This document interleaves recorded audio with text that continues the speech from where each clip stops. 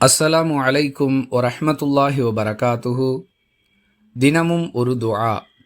பள்ளிவாசலுக்குள் நுழையும் பொழுது ஓத வேண்டிய துஆ. அன்பிற்குரிய அல்லாஹுவின் நல்லடியார்களே, நாம் பள்ளிவாசலுக்குள் நுழையும் பொழுதெல்லாம் இந்த பிரார்த்தனையை ஓதிக்கொள்வது நபி வழியாகும்.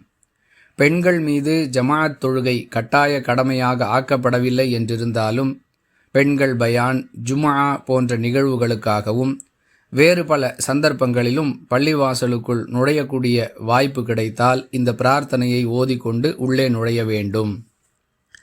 அல்லாஹும் மஃப்தஹ்லி அபுவாப ரஹ்மதிக.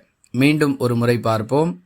அல்லாஹும் மஃப்தஹ்லி அபுவாப ரஹ்மதிக. இறைவா, உன்னுடைய அருள் வாசலை எனக்காக திறப்பாயாக.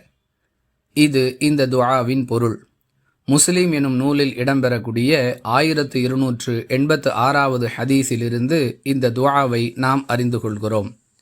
அன்பிற்குரியவர்களே, அல்லாஹும்ம மஃப்தஹ்லி என்று சிலர் இந்த துஆவை தவறாக உச்சரிக்கக்கூடிய நடைமுறையையும் பார்க்கிறோம்.